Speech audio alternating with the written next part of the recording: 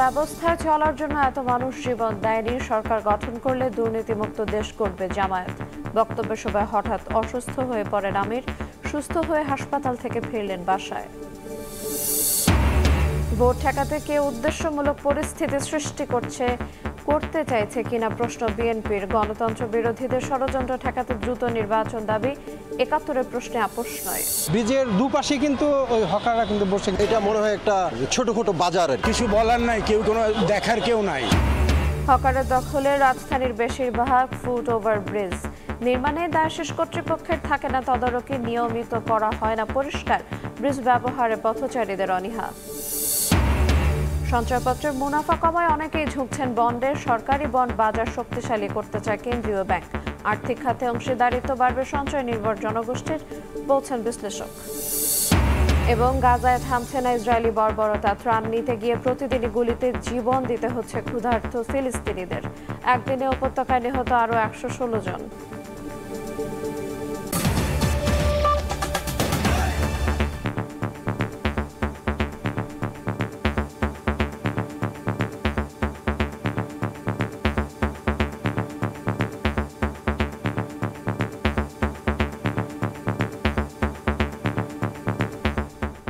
দেখছিলেন শিরোনাম। ভোরের সময়ের সঙ্গে আছে আইরিন আয়াত।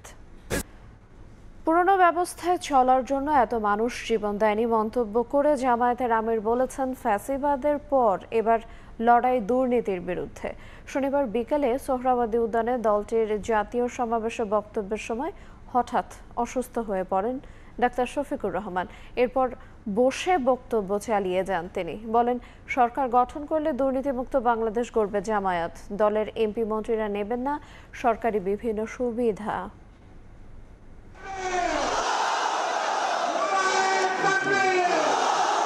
ঐতিহাসিক সোহরাওয়ার্দী উদ্যানে প্রথমবার জামায়াতে ইসলামের জাতীয় সমাবেশ। দেশের নানা প্রান্ত থেকে আসা নেতাকর্মীতে সকালেই কানায় কানায় পূর্ণ পুরো ময়দান। স্লোগান মিছিলের পাশাপাশি সমাবেশ জুড়ে দেখা যায় নির্বাচনী প্রতীকের প্রদর্শনী। দুপুরের দিকে মঞ্চে আসেন সমাবেশের সভাপতি দলের আমির ডাক্তার শফিকুর রহমান। একই মঞ্চে উপস্থিত হন সমমনা বিভিন্ন দলের প্রতিনিধিরা।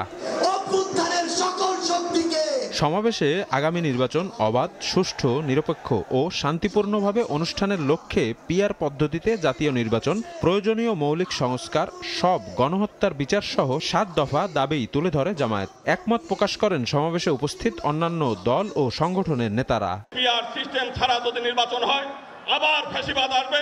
একটি দল যারা আবার নতুন ভাবে এই দেশে ফ্যাসিজম কায়েম করতে চায়, তারা পিআর চায় না। শাসনতান্ত্রিক ব্যবস্থার মৌলিক পরিবর্তন না করে আপনারা নির্বাচনের দিকে হাঁটবেন না। ফ্যাসিস্ট বিরোধী ২৪-এর শক্তি আমাদের ঐক্যবদ্ধ থাকতে হবে। তবে ঐক্যবদ্ধ মানে এই নয় যে আমরা কারো অন্ধভাবে দালালি করব। কেউ যদি চাঁদাবাজি করে আমরা সেটা মুখের উপরে বলবো। বাংলাদেশের বিভিন্ন মহানগর নির্বাচনী মাঠে সবার সমান সুযোগ নিশ্চিতের দাবি তোলার পাশাপাশি জামায়াত নেতারা বলেন, বিচার ও মৌলিক সংস্কার প্রশ্নে কোনো আপোষ নয়। এ সময় আগামী নির্বাচন সামনে রেখে নিজেদের প্রতীকে ভোট চান জামায়াত নেতারা। সংস্কার প্রত্যেকেই বলে মানি, কিন্তু মিটিংয়ে বসে কেউ দেখি মানি না ভাব দেখাচ্ছেন। সমস্যাটা কোথায়? সংস্কার তো সকলের জন্য কল্যাণ। তাহলে যারা চান না তাদের মতলব আছে একটি সুশাসনের রাষ্ট্র কায়েম করতে চাই। তরুণ প্রজন্মের প্রথম ভোট দাঁড়িপাল্লার পক্ষে হোক। জামাতে ইসলামী যে দুর্নীতিমুক্ত সমাজ গড়বে তার প্রমাণ কি? সমাবেশে সভাপতির বক্তব্য রাখতে গিয়ে হঠাৎ অসুস্থ হয়ে পড়েন জামায়াত আমির।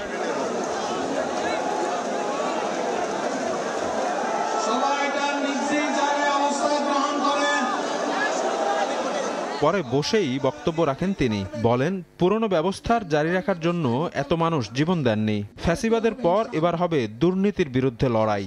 সরকার গঠন করলে দুর্নীতিমুক্ত দেশ গড়বে জামায়াত। শ্রমিক, ছাত্র, জনতা, ব্যবসায়ী সবাইকে যেই দেশ, যেই সংবিধান, যেই রাষ্ট্র নিরাপত্তা দিতে পারবে সেই নতুন বাংলাদেশ আমরা গড়ে তুলতে চাই।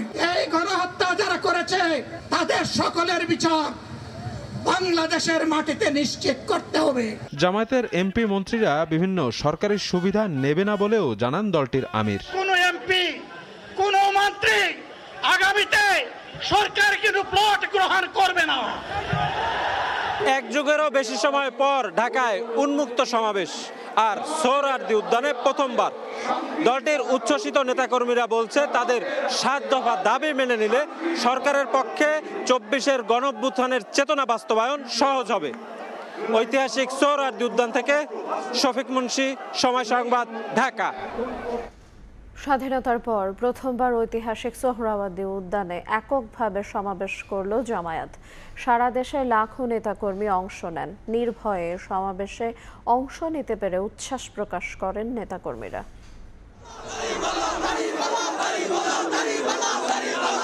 ৭১-এর স্বাধীনতার পর ঐতিহাসিক সোহরাওয়ার্দী উদ্যানে এককভাবে জামাতে ইসলামীর প্রথম সমাবেশ। শনিবার দুপুর থেকে জাতীয় সমাবেশের মূল আনুষ্ঠানিকতা শুরু হলেও ভোর থেকেই মিছিলে মিছিলে সোহরাওয়ার্দী উদ্যানে ঢল নামে নেতাকর্মীদের। কানায় কানায় পূর্ণ হয়ে যায় উদ্যান। এক যুগেরও বেশি সময় পর রাজধানীতে সমাবেশ করতে পেরে আবেগাপ্লুত তৃণমূলের নেতাকর্মীরা। 7 দফা দাবি আদায়ের মাধ্যমে দেশে 24-এর চেতনা বাস্তবায়নের আশা তাদের। 16 বছর পরে আমরা উৎপন্ন হয়েছি। বাংলাদেশের রাজনীতি ইতিহাস আমরা দেখিতে চাই জামায়াত ইসলাম বাংলাদেশ কতটুকু শক্তিশালী। 17টি বছর আমাদের কোনো প্রোগ্রাম তো দূরের কথা, দাঁড়িয়ে কোথাও কথা বলতে পারিনি। এজন্য আজকের প্রোগ্রামটা আমাদের কাছে অনেকটা ঈদের মতো। সোহরাওয়ার্দী উদ্যান ছাড়িয়ে আশেপাশের এলাকায়ও অবস্থান নেন নেতাকর্মীরা। শাহবাগ থেকে মৎস্য ভবন, নিউ মার্কেট থেকে দোয়েল চত্বর, সব সড়কেই নেতাকর্মীদের ঢল। 16 বছরের শৃঙ্খল ভেঙে নির্ভয়ে কথা বলার সুযোগ পাওয়ায় উচ্ছ্বাস প্রকাশ করেন তারা। জামাত ইসলাম কোনো ধর্ষণের ঘটনা নাই, অথচ বিগত 17 বছর আমাদেরকে এমনভাবে রাখা হয়েছে মনে হয় আমরা চোর। জামাত ইসলামীকে তারা মনে করেছিল শেষ হয়ে গেছে। আসলে জামাত শেষ হয়নি, বরং জামাত আগের চেয়ে যে কোনো সময়ের চেয়ে শক্তিশালী জামাত। লেভেল প্লেইং ফিল্ড নিশ্চিত করে পিআর পদ্ধতিতে নির্বাচন ও রাষ্ট্র সংস্কারের মাধ্যমে এগিয়ে যাবে দেশ, এমন প্রত্যাশা জামাত নেতাদের। সোহরাওয়ার্দী উদ্যান আশেপাশের সড়ক পেরিয়ে জামাত নেতাকর্মীদের ভিড় রমনা পার্কেও। দূর দূরান্ত থেকে আসা এসব নেতাকর্মীরা বলছেন আগামী জাতীয় সংসদ নির্বাচনে ইসলামী শক্তির ক্ষমতায়ন চান তারা। মনির হুসাইন, সময় সংবাদ, ঢাকা। এদিকে সুস্থ হয়ে হাসপাতাল থেকে বাসায় ফিরে গেছেন জামায়াতের আমির ডাক্তার শফিকুর রহমান। আর অসুস্থতায় যারা উদ্বেগ জানিয়েছেন তাদের ধন্যবাদ জানান। তাকে হাসপাতালে দেখতে যান প্রধান উপদেষ্টার প্রেস সচিব, বিএনপি মহাসচিব ও স্থায়ী কমিটির সদস্য মঈন খান। শনিবার বিকেলে জামাতে ইসলামের মহাসমাবেশে বক্তব্য দেওয়ার সময় 2 দফায় অসুস্থ হয়ে মঞ্চে পড়ে যান জামায়াতের আমির। পরের সমাবেশ থেকে তাকে ধানমন্ডির ইবনে সিনা হাসপাতালে নিয়ে যাওয়া হয়। করা হয় নানা শারীরিক পরীক্ষা। আমির জামাতের কোনো ডায়াবেটিস নাই, আগে কোনো হার্টের কোনো সমস্যা নাই, এবং কিডনি বা অন্যান্য অর্গানেরও তেমন কোনো উল্লেখযোগ্য সমস্যা নেই আলহামদুলিল্লাহ। অসুস্থ আমিরকে দেখতে হাসপাতালে ছুটে আসেন বিএনপির মহাসচিব মির্জা ফখরুল ইসলাম আলমগীরের নেতৃত্বে প্রতিনিধি দল। পরে সাক্ষাৎ শেষে মির্জা ফখরুল জানান, দেশের বর্তমান রাজনৈতিক প্রেক্ষাপটে জামায়াতে আমিরের সুস্থ থাকা প্রয়োজন। বাংলাদেশের রাজনীতির ক্রিটিক্যাল মোমেন্টে আপনার সুস্থ হওয়াটা খুব জরুরি বলে আমরা মনে করি। আমাদের ভারপ্রাপ্ত চেয়ারম্যান জনাব তারেক রহমান সাহেবই আমাকে বলেছেন যে আপনি যান, গিয়ে দেখে।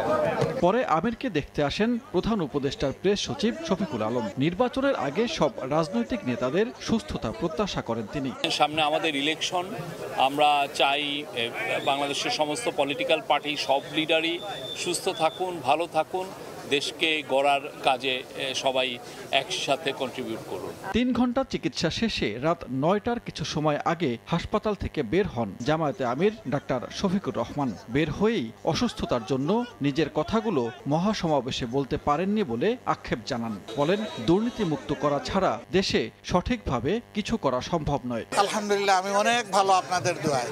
জাতির জন্য আমার মনের কথাগুলো স্বাভাবিকভাবে তুলে ধরতে পারিনি, এটা আল্লাহর ইচ্ছা। আর এই দেশটা আমাদের সবার রে ভাই, আমরা সবাই মিলে গড়ব। ফেসিবাদ বিদায় নিয়েছে একটা লড়াইয়ের মধ্যে, আর একটা লড়াইয়ের মাধ্যমে ইনশাল্লাহ দুর্নীতিকে এই দেশটাকে বিদায় করতে হবে। এটা সকল দলের জন্য প্রয়োজন, প্রত্যেকটি নাগরিকের জন্য প্রয়োজন। এই দুর্নীতি সমাজ থেকে নির্মূল না হওয়া পর্যন্ত নাগরিক জীবনে কোনো ধরনের কোনো নিরাপত্তা আসার কোনো সম্ভাবনা নেই। তার অসুস্থতায় দেশ বিদেশে যারা উদ্বেগ জানিয়েছেন তাদেরকে ধন্যবাদ জানান জামায়াতে আমির। সানবীর রূপল, সময় সংবাদ, ঢাকা। নির্বাচন ঠেকাতে কেউ উদ্দেশ্যমূলক পরিস্থিতি সৃষ্টি করতে চাইছে কিনা এমন প্রশ্ন বিএনপির ভারপ্রাপ্ত চেয়ারম্যান তারেক রহমানের। সাম্প্রতিক কিছু নৃশংস ঘটনা সরকারকে প্রশ্নবিদ্ধ করেছে উল্লেখ করে ভোটের পরিবেশ নিশ্চিতের তাগিদ দিয়েছেন তিনি। এদিকে গণতন্ত্র বিরোধীরা ফের জোটবদ্ধ হচ্ছে সতর্ক করে পরিস্থিতি আরও জটিল হওয়ার আগেই দ্রুত নির্বাচনের দাবি মির্জা ফখরুলের। ৭১ ও স্বাধীনতার প্রশ্নে কোনো আপোষ হবে না সাফ জানিয়েছেন বিএনপি মহাসচিব। জুলাই অভ্যুত্থানের বর্ষপূর্তি উপলক্ষে জাতীয় প্রেস ক্লাবে যুগপৎ আন্দোলনের শরিক গণতন্ত্র মঞ্চের আলোচনা সভা। ১৫ বছরের আন্দোলন ও জুলাই অভ্যুত্থান সহ নির্বাচন প্রসঙ্গে মতামত তুলে ধরে রাজনৈতিক দলগুলো। জনপ্রত্যাশা, মানুষের আশা, মানুষের স্বপ্ন মুক্তি পাবে। গণতন্ত্র বিরোধীরা জোটবদ্ধ হচ্ছে উল্লেখ করে বিএনপি মহাসচিব বলেন, ৭১ ও স্বাধীনতার প্রশ্নে কোনো আপোষ হবে না। দেশের পরিস্থিতি আরো জটিল হওয়ার আগেই দ্রুত নির্বাচন আয়োজনের আহ্বান তার। ১৯৭১ হচ্ছে আমাদের কিন্তু মূল কথা, স্বাধীনতা যুদ্ধ আমাদের মূল কথা, ওইখানে আমাদের কোনো কম্প্রোমাইজ নাই। যারা গণতন্ত্রে বিশ্বাস করে না, যারা শোষণহীন সমাজ গড়ে ওঠার যে রাজনীতি, সে রাজনীতি বিশ্বাস করে না, তারা আবার জোট পাকাচ্ছে। যত দেরি করছেন ততই কিন্তু পরিস্থিতি আরো ঘোরাতে হচ্ছে। আলাদা আয়োজনে পেয়ার পদ্ধতির সমালোচনা করে বিএনপি নেতা সালাহুদ্দিন আহমদ বলেন, কয়েকটি সিটের আশায় ক্ষুদ্র স্বার্থ ত্যাগ না করলে দেশের বড় পরিবর্তন সম্ভব নয়। আর আমির খসরু বলেছেন, ফেব্রুয়ারিতে নির্বাচন ছাড়া অন্য কিছু মানবে না জনগণ। ৫ই আগস্টের আগে আমরা সব এক ছিলাম, 5ই আগস্টের পরে সবাই সেপারেট হয়ে গেছে। এখন নিজেদের মধ্যে লড়াই করো, আরামে আছে দিল্লিওয়ালা। আজকেও পিয়ার করে মহাসমাবেশটা করছে। ঝুলন্ত পার্লামেন্ট হলে, অস্থিতিশীল গভর্নমেন্ট হলে নেক্সটে দেশের কি অবস্থা হবে, এই সব কিছু তাদের মাথায় নেই। কোনো রকমের সারা দেশ মিলে 3 লাখ ভোট পাওয়া যায়, একটা সিট তো পাবো, এরকম একটা চিন্তায় তারা আছে। ফেব্রুয়ারির প্রথমার্ধে নির্বাচনের মাধ্যমে বাংলাদেশের জনগণের মালিকানা আমরা ফিরিয়ে দিতে চাই, ফিরিয়ে দিতে হবে। আর কোনো পথ নাই, আর কোনো পথ গেলে সেই পথ বাংলাদেশের জন্য বিপদ ডেকে আনবে।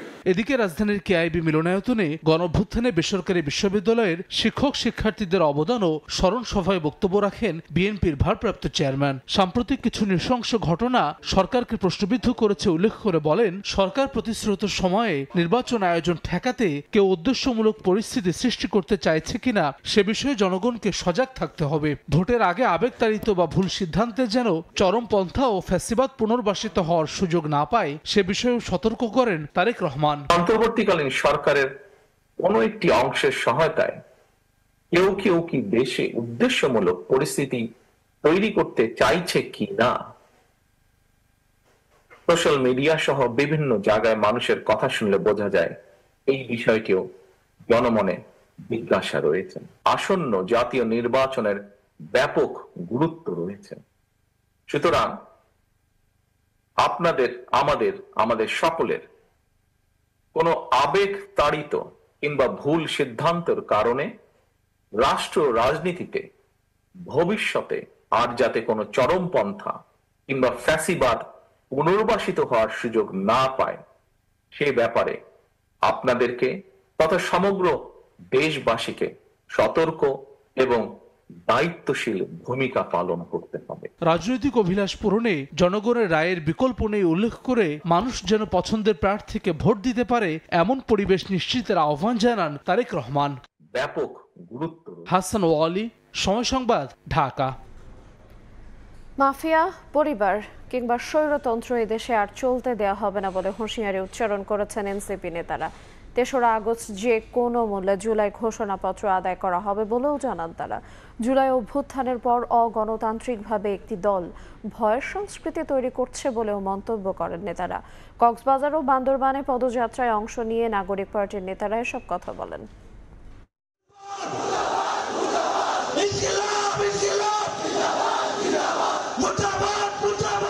এনসিপির দেশ গড়তে জুলাই পদযাত্রা সৈকতের শহর কক্সবাজারে। কর্মসূচির অংশ হিসেবে কেন্দ্রীয় বাস টার্মিনালে জড়ো হন স্থানীয় নেতাকর্মীরা। শনিবার দুপুর ১টায় পদযাত্রায় যোগ দেন দলের কেন্দ্রীয় নেতারা। পদযাত্রা শেষে পাবলিক লাইব্রেরির শহীদ দৌলত মাঠে পথসভায় বক্তব্য দেন এনসিপি নেতারা। বলেন, মৌলিক সংস্কারের বিপক্ষে অবস্থান নিয়েছে একটি দল। দেশে মাফিয়া কিংবা পরিবারতন্ত্রের আর জায়গা হবে না বলেও হুঁশিয়ার করেন তারা। আবার নাকি সেই সংস্কার বুঝে না? না বললাম, কক্সবাজারের জনতা এই ধরনের সংস্কার বিরোধী, যে পিয়ার বুঝে না রাজপথে তাদেরকে ঠেকিয়ে দিবে ইনশাআল্লাহ। আপনারা ইতিমধ্যে ট্যাবলেট বদিকে উৎখাত করেছেন, বদিকে উৎখাত করা গিয়েছে। এখন আমাদেরকে লড়াই করতে হবে ট্যাবলেটের বিরুদ্ধে, ইয়াবার বিরুদ্ধে, মাদকের বিরুদ্ধে। রোহিঙ্গাদের কারণে কক্সবাজারের নিরাপত্তা বিঘ্নিত হচ্ছে উল্লেখ করে দ্রুত তাদের ফেরত পাঠাতে অন্তর্বর্তী সরকারের প্রতি আহ্বান জানান দলের আহ্বায়ক নাহিদ ইসলাম। আমরা বলেছি জুলাই মাসের মধ্যে জুলাই ঘোষণাপত্র এবং জুলাই সনদ হতে হবে। কে পিয়ার বুঝে কে পিয়ার বুঝে না, এর জন্য সংস্কার আটকে থাকবে না। কারণ আমরা জানি জনগণ সংস্কার বুঝে, জনগণ সংস্কার চায়। ফলে অবশ্যই উচ্চকক্ষে পিয়ার হতে হবে। 3 আগস্ট শহীদ মিনারে আমরা জড়ো হচ্ছি। রাতে বান্দরবানে পথসভায় এনসিপি নেতারা বলেন, জুলাই অভ্যুত্থানের পর অগণতান্ত্রিকভাবে একটি দল ভয়ের সংস্কৃতি তৈরি করছে। পাহাড়ে জাতিগত বিভাজন তৈরি করে রেখেছে অতীতের সরকার। সংলাপ সম্প্রীতির মাধ্যমে সংকটের সমাধান করবে এনসিপি। এই মুহূর্তে দরকার বিচার আর সংস্কার। পাহাড় থেকে সমতলে, এই পাহাড়ে যে সমস্যা, যে জাতিগত বিভাজন তৈরি করে রাখা হয়েছিল, আমরা মনে করি তা ইচ্ছাকৃত, তা পরিকল্পিতভাবে এর সমস্যার সমাধান করা হয়নি বছরের পর বছর ধরে। রোববার এনসিপির জুলাই পদযাত্রা রাঙামাটি ও চট্টগ্রামে। মনিরুজ্জামান প্রান্ত, সময় সংবাদ। বিএনপির স্থায়ী কমিটির সদস্য সালাউদ্দিন আহমেদকে ইঙ্গিত করে এনসিপি নেতাদের বক্তব্যের জেরে কক্সবাজারের চকরিয়ার দলটির পথসভা ভণ্ডুল হয়ে গেছে। জেলা জুড়ে বিক্ষোভ মিছিল করেছে বিএনপি। পরে গাড়িতে তৈরি এনসিপির পথসভার অস্থায়ী মঞ্চটি সরিয়ে দেয় বিক্ষুব্ধ বিএনপি নেতাকর্মীরা। শনিবার বিকেল 4:15টায় চকরিয়ার জনতা মার্কেটের সামনে এই ঘটনা ঘটে। পুলিশ জানায়, এনসিপির কেন্দ্রীয় নেতাদের বহনকারী গাড়ি বহর ঘিরে আইনশৃঙ্খলা জোরদার করা হয়।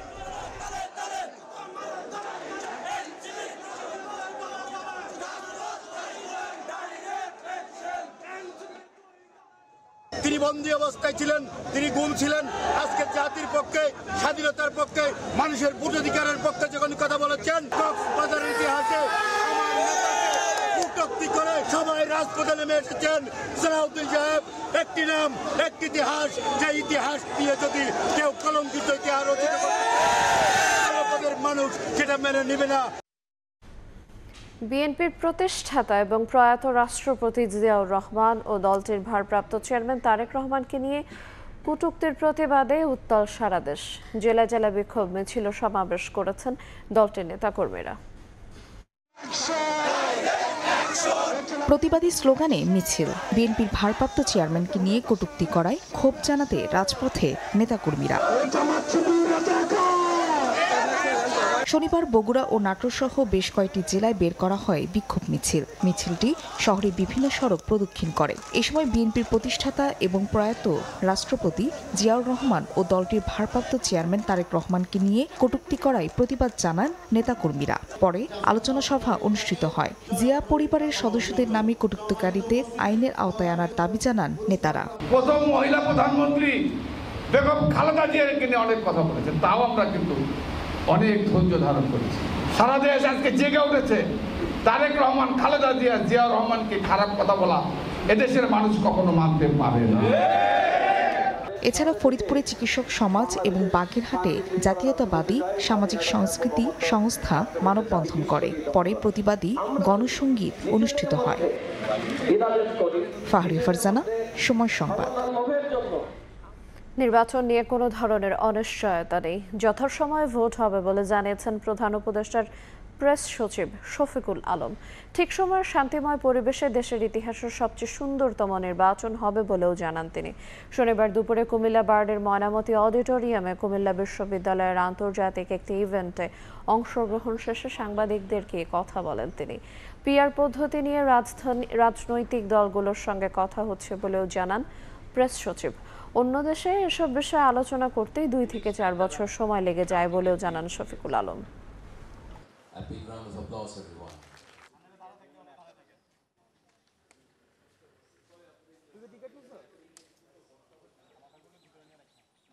নির্বাচন ঠিক যে সময়ে বলা হয়েছে ঠিক সে সময়ে হবে এবং আপনারা দেখবেন যে খুব সুন্দর পরিবেশে পিসফুল একটা নির্বাচন হবে এবং বাংলাদেশের ইতিহাসে one of the best election হবে। নির্বাচন নিয়ে কোনো ধরনের কোনো অনিশ্চয়তা নাই। অন্যান্য দেশে এই সমস্ত পলিটিক্যাল সেটেলমেন্ট কয়েক বছর লেগে যায়, সেখানে আমাদের পলিটিক্যাল পার্টি তারা খুবই প্রতিদিনই প্রায় বসে তারা কথাবার্তা বলছেন এবং আমরা আশা করছি যে সমস্ত বিষয় এখনও ঐক্যমত্য হয়নি সেই সমস্ত বিষয়ে একটা পার্টিগুলোর মধ্যে এক ধরনের ঐক্যমত্য হবে। রাজধানীর বেশিরভাগ ফুট ওভার ব্রিজ ভ্রাম্যমাণ দোকানীদের দখলে।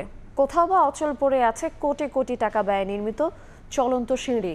একে তো হকারদের দৌরাত্ম, তার উপর ফুট ওভার ব্রিজের যেখানে সেখানে ময়লা আবর্জনা। উত্তর সিটির দায়িত্বপ্রাপ্তরা দায় চাপাচ্ছেন সিটি কর্পোরেশনের প্রশাসক এবং স্থানীয় রাজনৈতিক নেতাকর্মীদের উপর। আর দক্ষিণের ভাষ্য হলো গলদ আছে পুরো সিস্টেমে। আল মামুনের তোলা ছবিতে তানভীর হাসান মেঘের রিপোর্ট।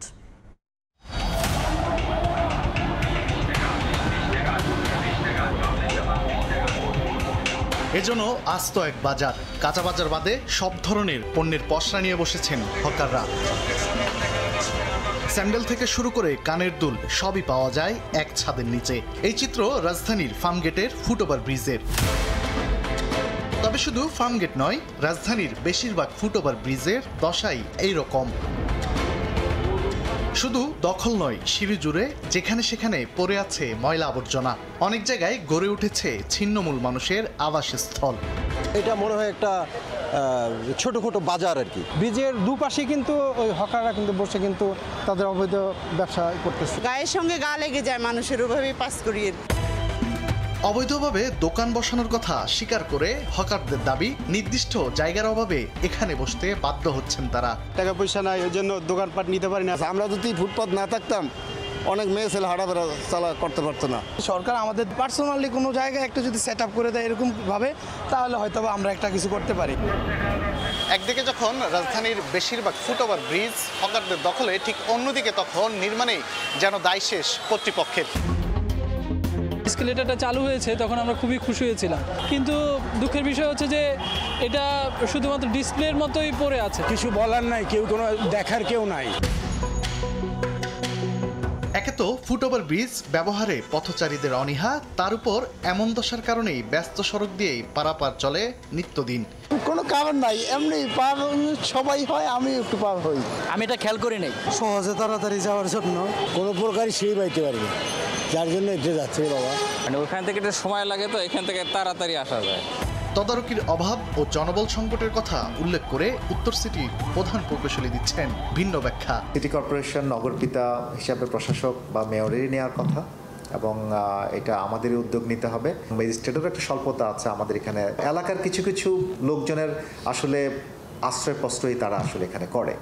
এখান থেকে সিটি কর্পোরেশন, এমন না যে সিটি কর্পোরেশন তাদেরকে বরাদ্দ দিয়েছে দোকান এটা করেছে, এটা ইলিগাল।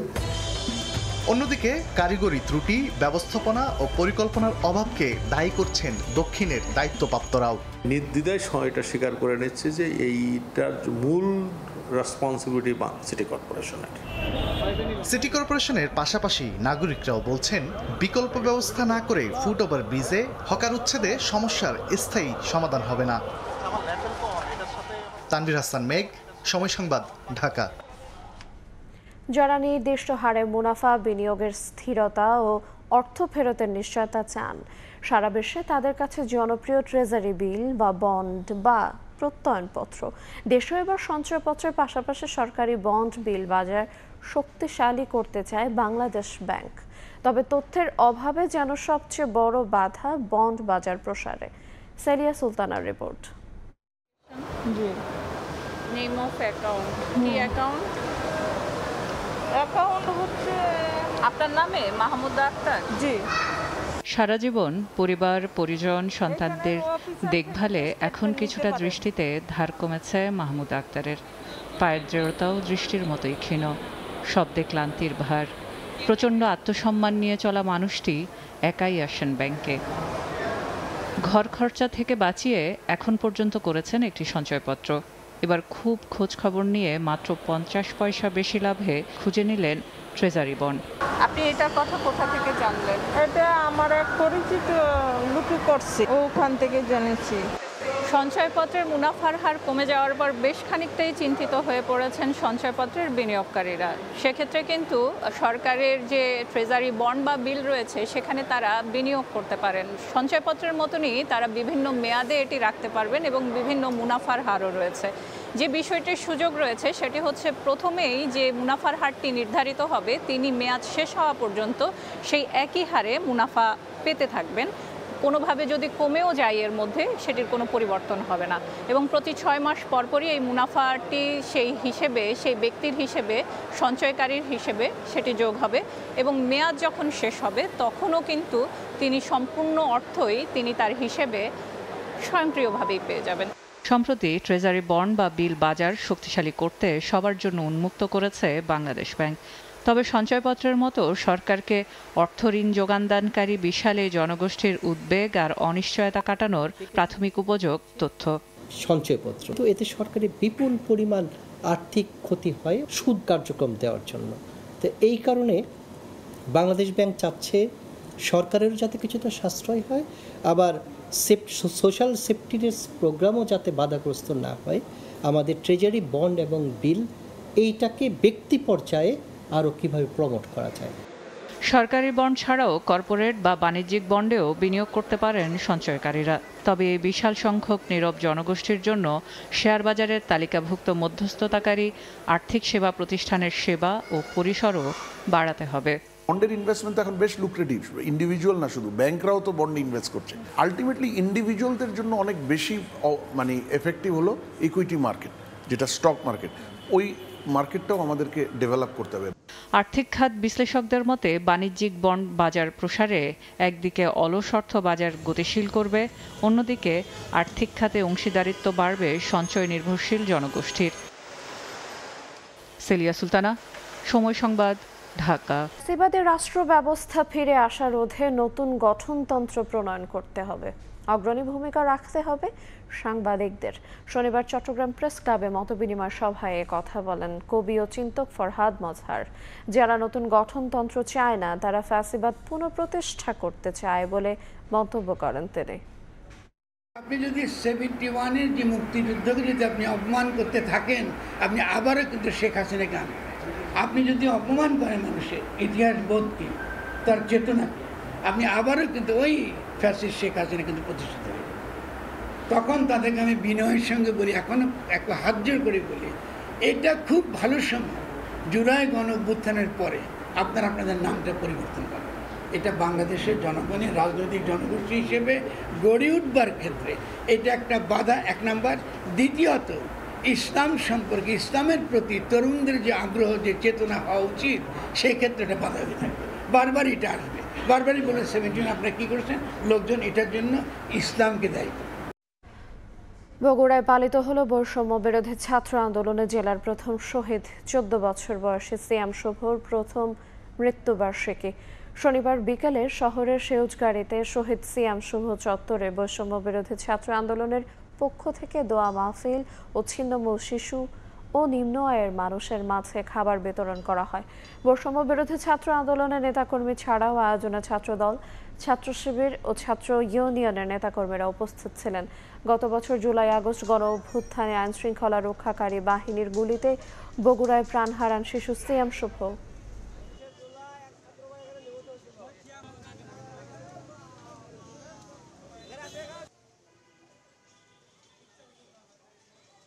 শহীদদের যে অবদান সেটিকে বাস্তবায়নের লক্ষ্যে এবং এই শহীদদের যে স্মৃতি সেটিকে ধারণ করতে আমরা পথ শিশুদের মাঝে খাবার বিতরণের মাধ্যমে আমরা তাদেরকে এবং তাদের এই যে আত্মত্যাগ বা তাদের যে অবদান সেটিকে আমরা মানুষের মাঝে বিলিয়ে দিতে দেওয়ার জন্য আজকের এই আমাদের কর্মসূচি বাস্তবায়ন করি। চলাচলের অনুপযোগী হয়ে পড়েছে ময়মনসিংহের ত্রিশাল সেনবাড়ি সড়ক। খানাখন্দে ভরে গেছে 10 কিলোমিটার সড়কের বেশিরভাগ স্থান। প্রতিদিনই ঘটছে ছোট বড় দুর্ঘটনা। তবে সমস্যা সমাধানে প্রয়োজনীয় ব্যবস্থা নেওয়ার আশ্বাস সড়ক বিভাগের। ওবায়দুল হকের রিপোর্ট, ছবি তুলেছেন হোসেন আলী। খানাখন্দকে ভরা সড়ক, সামান্য বৃষ্টিতেই পানি কাদায় একাকার। ভাঙা এ সড়কে হেলে দুলে চলছে যানবাহন। দীর্ঘদিন সংস্কার না করায় এমন বেহাল দশা ময়মনসিংহের ত্রিশাল থেকে সেনবাড়ি পর্যন্ত 10.5 কিলোমিটার সড়কের। সড়কটিতে দিন দিন খানাখন্দ বড় আকার ধারণ করছে। অল্প বৃষ্টিতে সড়কে জলাবদ্ধতা তৈরি হয়ে পরিণত হচ্ছে মরণ ফাঁদে। প্রায়ই ঘটছে দুর্ঘটনা, নষ্ট হচ্ছে যানবাহনের যন্ত্রাংশও। বৃষ্টি হইলে গাড়ি লইয়া চলাচলের জানা, এটা গাড়ি কোনো পানি জমেছে এটা বোঝা যায় না, গাড়ি ফুলটি খা। এই রাস্তা চলাফেরা খুব অসম্ভব। দেখা গেছে গাড়িওয়ালারা 200 টাকা যদি ভাড়া মারে, তাহলে 300 টাকা লাগে ঠিক করলেই। এই সড়ক দিয়েই চলাচল করে উপজেলার 3টি ইউনিয়নের 40টি গ্রামের প্রায় লাখো মানুষ। কৃষি পণ্য, রোগীবাহী যানবাহন, এমনকি শিক্ষার্থীদের যাতায়াতেও পোহাতে হচ্ছে চরম দুর্ভোগ। মানুষ যাতায়াত করতে না, একটা রুগী লিয়ে চলাফেরা করতে পারে না। যে কোনো যাবেন গাড়ি গাতা গাড়ি ঘুরিয়ে অ্যাক্সিডেন্ট করে খালি আয় মাফে জায়গা কোনো খবর নাই। ভারী বৃষ্টি হইলে আডু পানি জমে থাকে রাস্তা, এখন স্কুলের পোলানো যাইতে পারতেছে না। সড়ক বিভাগ জানায়, সড়ক প্রশস্ত ও যথাযথ মানে উন্নীত করতে শিগগিরই উন্নয়ন প্রকল্প প্রস্তাবনা অনুমোদনের জন্য পাঠানো হবে। উন্নয়ন প্রকল্পের মাধ্যমে প্রশস্তকরণ এবং যথাযথ মানে উন্নীতকরণের লক্ষ্যে একটি ডিপিপি আমরা প্রস্তুত করার জন্য আমরা কাজ করে যাচ্ছি। ব্রহ্মপুত্র নদে সেতুসহ ত্রিশাল থেকে ঈশ্বরগঞ্জ পর্যন্ত 20.15 কিলোমিটার সংযোগ সড়ক নির্মাণের লক্ষ্যে সড়কটি 2019 সালে স্থানীয় সরকার প্রকৌশল অধিদপ্তর এলজিডি থেকে স্থানান্তর করা হয় সড়ক ও জনপথ বিভাগে। ওবায়দুল হক, সময় সংবাদ। ঝুঁকি মুক্ত করতে উদ্যোগ নিল জাতীয় রাজস্ব বোর্ড। এই লক্ষ্যে কীটনাশক, কেমিক্যাল এবং শিল্পের কাঁচামালের মতো 15 ধরনের পণ্য বন্দরের শেডের পরিবর্তে বেসরকারি অফ ডকগুলো থেকে ডেলিভারি নেয়ার নির্দেশনা জারি করেছে প্রতিষ্ঠানটি। এছাড়া দেশের আমদানি রফতানি বাণিজ্য গতিশীল রাখতে 7 দফায় 65 ধরনের পণ্য অফ ডকগুলোতে পাঠানো হলো। তবে অত্যাধুনিক যন্ত্রপাতি ও পর্যাপ্ত জায়গা সক্ষমতা বাড়ানোর দাবি ব্যবসায়ীদের। সাক্ষাৎ ক্যামেরায় বিস্তারিত কমলদের রিপোর্টে। জাতীয় রাজস্ব বোর্ড থেকে জারি করা চিঠিতে 15 ধরনের পণ্য বন্দরের শেডের পরিবর্তে অফডকগুলো থেকে ডেলিভারির ব্যবস্থা নিতে নির্দেশনা দেওয়া হয়েছে চট্টগ্রাম কাস্টম হাউসকে।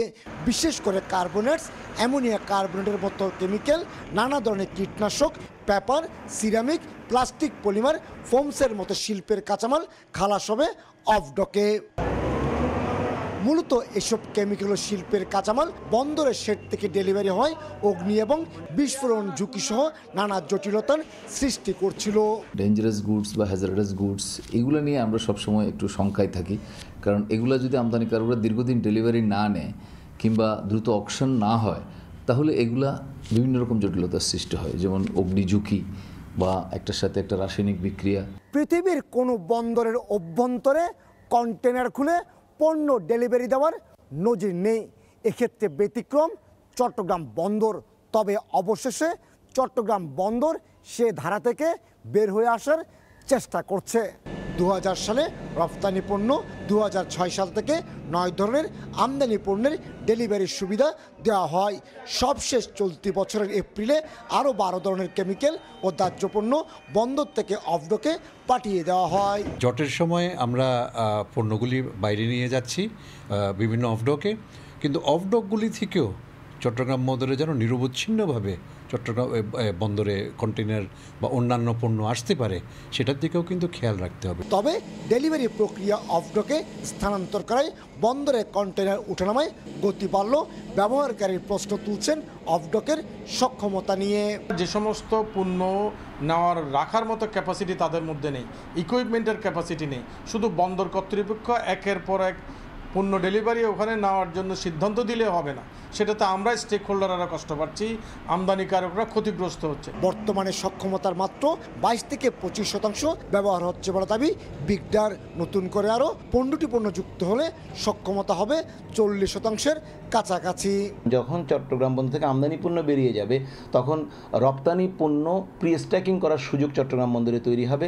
চট্টগ্রাম বন্দরে ট্রাক কম প্রবেশ করবে এবং আমরা বেসরকারি অফডকগুলো চট্টগ্রাম বন্দরে যে উৎপাদনশীলতা বা প্রোডাক্টিভিটি পাই, তার চেয়ে অনেক বেশি প্রোডাক্টিভিটি এখন থেকে আমরা পাবো। রপ্তানির ক্ষেত্রে জাহাজে তোলার আগে শুল্কায়ন সহ জাহাজীকরণ প্রক্রিয়া সম্পন্ন হয় অফডকগুলোতে।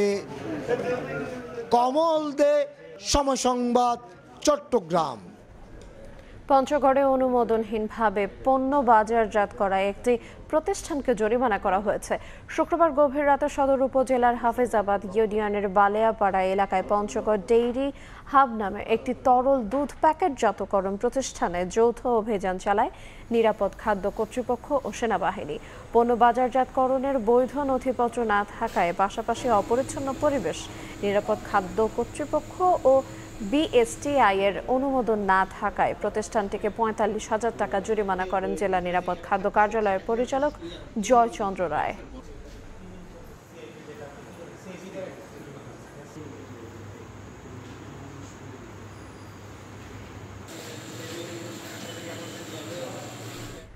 জনবলশূন্য বেনাপোল বন্দর উদ্ভিদ সঙ্গ নিরোধ কেন্দ্রের ল্যাব ঝুঁকিতে দেশের কৃষি ও স্বাস্থ্য খাত, এমন চিত্র তুলে ধরে গেল ২২ মে সময় সংবাদের প্রতিবেদন প্রকাশের পর অবশেষে ৬ জনকে নিয়োগ দেওয়া হয়েছে। প্রশিক্ষণ শেষে খুব দ্রুত তারা কর্মস্থলে যোগ দেবেন বলে জানিয়েছে কর্তৃপক্ষ। এতে খুশি আমদানিকারকরা। বেনাপোল প্রতিনিধি আজিজুল হকের তথ্য, শাওন হোসেনের ছবিতে রিপোর্ট। বেনাপোল বন্দর দিয়ে ভারত থেকে যা কিছু আমদানি হয় এর বড় একটি অংশ খাদ্য, বীজ সহ কৃষিজাত পণ্য। এসব পণ্যের গুণগত মান ঠিক আছে কিনা বা বীজগুলো জীবাণুমুক্ত কিনা তা নির্ণয়ের জন্য আন্তর্জাতিক মানের একটি ল্যাব রয়েছে বেনাপোল বন্দর উদ্ভিদ সংঘনিরোধ কেন্দ্রে। সেখানে একজন টেকনিশিয়ান মান পরীক্ষার কাজ করতেন, তবে প্রকল্পটি শেষ হওয়ায় তাকে বদলি করে কর্তৃপক্ষ। এতে গত বছরের অক্টোবর থেকে জনবল শূন্য হয়ে পড়ে ল্যাবটি। ল্যাব আছে কিন্তু সেখানে জনবল নাই। জনবলের অভাবে আমরা সেখানে এই মালামাল জীবাণু পরীক্ষা করতে পারছি না। এতে কতটা ঝুঁকিতে রয়েছে দেশের কৃষি ও স্বাস্থ্য খাত তা তুলে ধরে গেল ২২ মে প্রথম প্রতিবেদন করে সময় সংবাদ। এরপর টনক নড়ে কর্তৃপক্ষের। অবশেষে জনবল নিয়োগ দেওয়া হয়েছে ওই ল্যাবে। নতুন করে ৬ জনকে ল্যাবে নিযুক্ত করা হয়েছে শুধু ল্যাব পারপাসে। তারা ল্যাবের কার্যক্রম মোটামুটি শুরু করছে, তাদের উচ্চতর ট্রেনিং হবে। পরীক্ষার জন্য বিভিন্ন যন্ত্রপাতিও দেওয়া আছে, কিন্তু লোকবলের অভাবে সেটা দীর্ঘদিন ধরে তার কার্যক্রম ছিল না। তবে আমরা ইতিমধ্যে জেনেছি যে সেখানে লোক নিয়োগ দেওয়া হয়েছে। বেনাপোল বন্দর দিয়ে প্রতিদিন গড়ে ৫০০ ট্রাকে পণ্য আমদানি হয়ে থাকে, যার মধ্যে শতাধিক ট্রাকে থাকে বিভিন্ন ধরনের খাদ্যদ্রব্য ও কৃষিবীজ। সময় সংবাদ। সময় এই ছিল আমার কাছে। পরবর্তী সংবাদগুলো জানাতে সঙ্গে থাকবেন সহকর্মী কাজল আব্দুল্লাহ। ধন্যবাদ। পরবর্তী সংবাদগুলো নিয়ে ফিরছি কিছুক্ষণ পরে। দেখছেন ভোরের সময়, সঙ্গেই থাকুন। ঝালকাঠিতে সুগন্ধা নদীর ভাঙন তীব্র হচ্ছে। ভাঙন রক্ষায় ব্যবস্থা নেওয়ার দাবিতে মানববন্ধন করেছে স্থানীয়রা। শনিবার দুপুরে নলছিটি উপজেলায় সুগন্ধা নদীর তীরে ঘণ্টাব্যাপী মানববন্ধনে অংশ নেয় শতাধিক নারী পুরুষ। বক্তারা বলেন, বছরের পর বছর ধরে ভাঙছে নদী। এতে নদীতে বিলীন হচ্ছে জমি, ঘরবাড়ি, স্কুল, মাদ্রাসা সহ নানা স্থাপনা। আরও বলেন, যা অবশিষ্ট আছে থাকতে হয় তাও হারানোর শঙ্কায়। বেড়িবাঁধ না থাকায় বর্ষা ও বন্যায় পানি ঢুকে তলিয়ে যায় ঘরবাড়ি। দাবি করেন, ব্যবস্থা না নিলে জেলায় মানচিত্র থেকে হারিয়ে যাবে 2 গ্রাম। অবিলম্বে নদী ভাঙন রোধে প্রয়োজনীয় ব্যবস্থা নিতে প্রশাসন ও পানি উন্নয়ন বোর্ডের হস্তক্ষেপ কামনা করেন বক্তারা।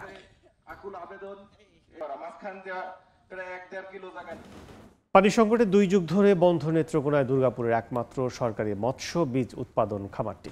এতে ক্ষতিগ্রস্ত হচ্ছেন স্থানীয় মৎস্য চাষিরা। পাশাপাশি দীর্ঘদিন ধরে অচল থেকে নষ্ট হচ্ছে সরকারি অর্থে কেনা যন্ত্রপাতি। অবশ্য জেলা মৎস্য কর্মকর্তা বলছেন, খামারটি চালু করতে প্রয়োজনীয় ব্যবস্থা নেওয়া হবে। আলপনা বেগমের তথ্য, আবু সুফিয়ানের তোলা ছবিতে রিপোর্ট। পরিত্যক্ত ভবনটি নেত্রকোনার দুর্গাপুরের একমাত্র সরকারি মৎস্যবীজ উৎপাদন খামার। কালের বিবর্তনে নানা সমস্যায় জর্জরিত হয়ে এখন বেহাল অবস্থা। বন্ধ হয়ে গেছে উৎপাদন কার্যক্রম। 1960 সালে দুর্গাপুরের প্রায় 6 একর জায়গায় গড়ে তোলা হয় মৎস্যবীজ উৎপাদন কেন্দ্রটি। 1980 সাল থেকে 5টি হ্যাচারিতে বিভিন্ন মাছের রেণু উৎপাদন শুরু হয়, কিন্তু হ্যাচারিতে পানি সংকট দেখা দিলে 2000 সালে পুরোপুরিভাবে রেণু উৎপাদন বন্ধ হয়ে যায়। এতে ধীরে ধীরে নষ্ট হয়ে গেছে অবকাঠামো সহ যন্ত্রাংশ। আগাছা জন্মে ফাটল ধরেছে ভবনে। অন্য জেলা থেকে রেণু আনতে খরচ বাড়ায় লোকসানে মৎস্য চাষিরা। গরিবপুর থেকে আমরা পোনা আনতে হয়, সেখান থেকে পোনা আনলে আমরা অনেক পোনা দেখা যায় নষ্ট হয়ে যায়। এই বীজ উৎপাদন না হওয়ার কারণে আমাদের এলাকায় যে মৎস্য খামারিরা রয়েছে তারা এখান থেকে বীজ পাচ্ছে না।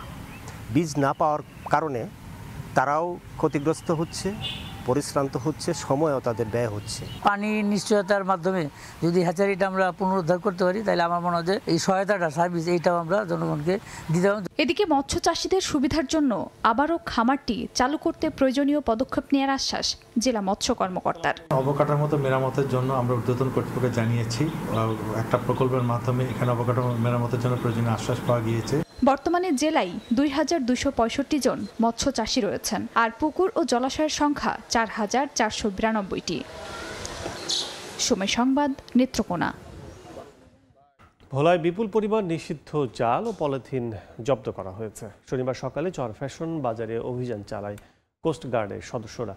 এ সময় বাজারের 10টি গুদামে তল্লাশি চালিয়ে প্রায় 15.5 কোটি টাকা মূল্যের 5 লাখ মিটার নতুন কারেন্ট জাল, 5 লাখ মিটার চর ঘেরা জাল, 1 লাখ মিটার মশারি জাল, 3000 পিস চায়না দুয়ারি জাল এবং 20,000 কেজি নিষিদ্ধ পলিথিন জব্দ করা হয়। তবে এ সময় কাউকে আটক করা যায়নি।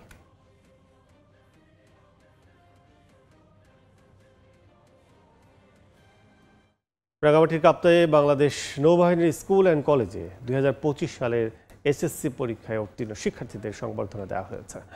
শনিবার দুপুরে কলেজ প্রাঙ্গণে বর্ণাঢ্য এ আয়োজনে উপস্থিত ছিলেন প্রতিষ্ঠানটির গভর্নিং বোর্ডের চেয়ারম্যান ও কাপ্তাই বানুজা শহীদ মোয়াজ্জেমের অধিনায়ক কমোডোর আমানতুল্লাহ। আয়োজন করা হয় বর্ণাঢ্য সাংস্কৃতিক অনুষ্ঠানের। কর্তৃপক্ষ জানায় 3 পার্বত্য জেলার ফলাফল বিশ্লেষণে এবারও শীর্ষস্থান ধরে রেখেছে কাপ্তাই নৌবাহিনী স্কুল অ্যান্ড কলেজ। এবার বিজ্ঞান ও বাণিজ্য শাখায় 102 জন অংশগ্রহণকারী পরীক্ষার্থীর মধ্যে পাশের হার 100%।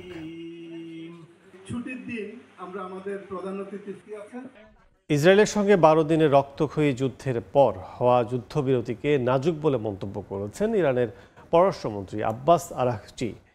যুদ্ধবিরতির শর্ত পালনে তেল আবিবের পূর্বের রেকর্ড ভালো না বলে মন্তব্য করেন তিনি। চীনে এসসিও সম্মেলনে অংশগ্রহণ শেষে তিনি জানান, ফের আগ্রাসন হলে প্রতিরোধের জন্য সম্পূর্ণ প্রস্তুত রয়েছে তারা। এদিকে দেশটির প্রেসিডেন্ট মাসুদ পেজেশকিয়ানও হুঁশিয়ারি দিয়েছেন, তেহরান আন্তর্জাতিক আইনের সম্মান করলেও সামরিক চাপের কাছে নতি স্বীকার করবে না। 13 জুন ইসরায়েল যে আগ্রাসন শুরু করেছিল সেটিকে যুদ্ধ নয় বরং সরাসরি হামলা হিসেবে আখ্যা দিয়েছেন ইরানের পররাষ্ট্রমন্ত্রী আব্বাস আরাকচি। চীনের সাংহাই কোঅপারেশনের বৈঠক শেষে এক সাক্ষাৎকারে তিনি জানান, তেহরান আত্মরক্ষায় তেল আবিবে হামলা চালিয়েছিল এবং সাহসিকতার সঙ্গে প্রতিরোধ গড়ে তুলে প্রতিপক্ষকে যুদ্ধ থামাতে বাধ্য করে। 24 জুন ইরান ও ইসরায়েলের মধ্যে সংঘাত বন্ধে একটি অনানুষ্ঠানিক যুদ্ধবিরতি কার্যকর হয়। আরাকচির ভাষায় যুদ্ধবিরতি আপাতত কার্যকর হলেও তা অত্যন্ত নাজুক। কারণ হিসেবে তিনি বলেন, অতীতে যুদ্ধবিরতি রক্ষায় ইসরায়েলের রেকর্ড অত্যন্ত খারাপ। আমরা অত্যন্ত সতর্ক অবস্থানে আছি। যে কোনো মুহূর্তে যুদ্ধবিরতি ভাঙলে ইরান পুরোপুরি প্রস্তুত রয়েছে।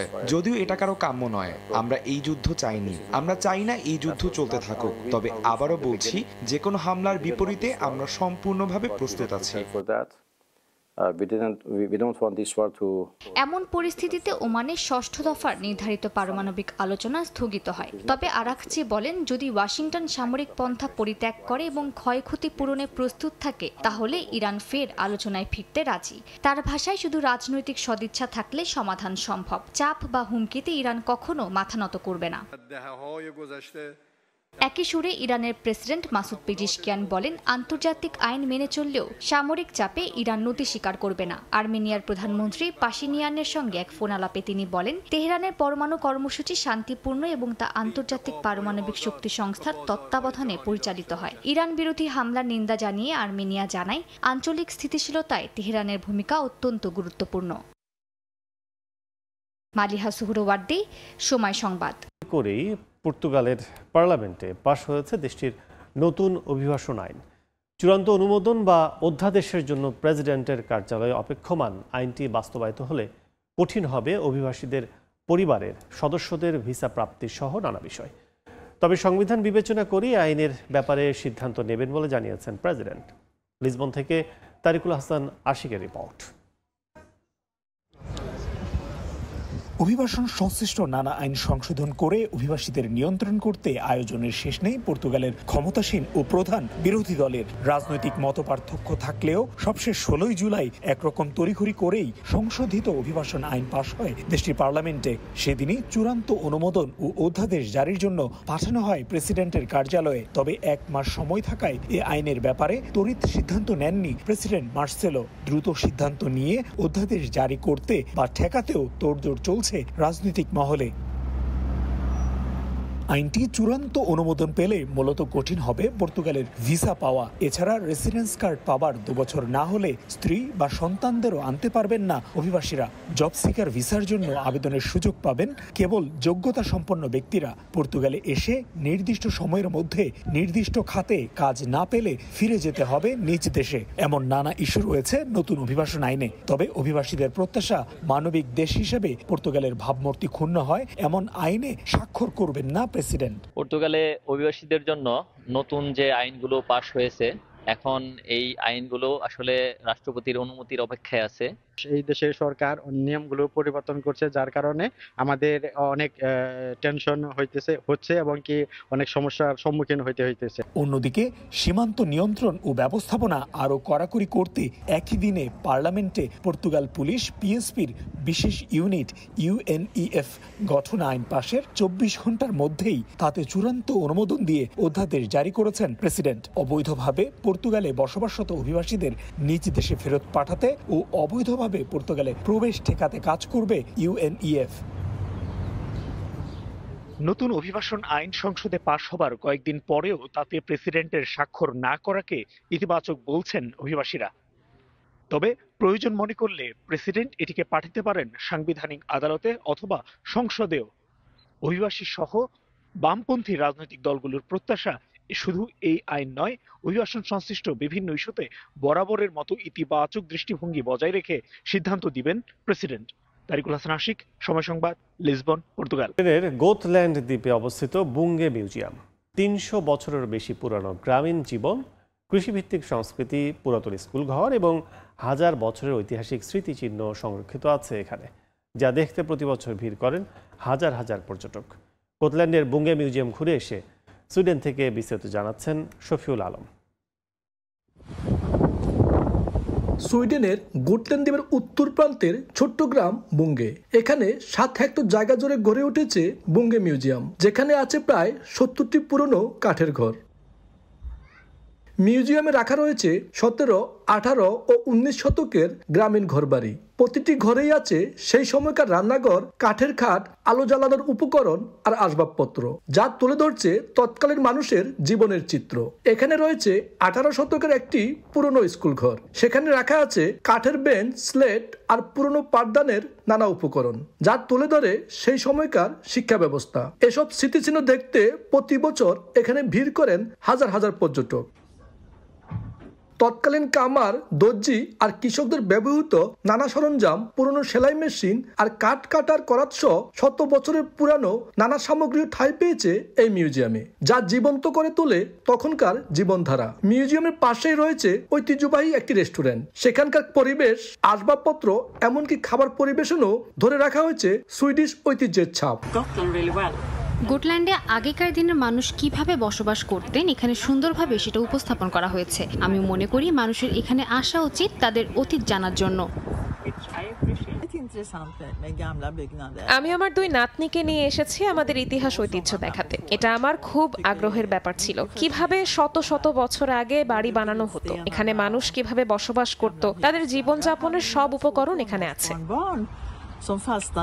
বুঙ্গে মিউজিয়ামে গোটল্যান্ড সহ সুইডেনের প্রাচীন জীবনধারা যত্ন সহকারে তুলে ধরা হয়েছে। নতুন প্রজন্মের কাছে প্রাচীন সংস্কৃতি তুলে ধরতেই তৈরি এই জাদুঘর। শফিউল আলম, সময় সংবাদ, সুইডেন। গুয়াতেমালার কোবুলকো শহরে পালিত হলো প্রাচীন মায়াঐতিহ্যের পালো ভোলাদর নৃত্য।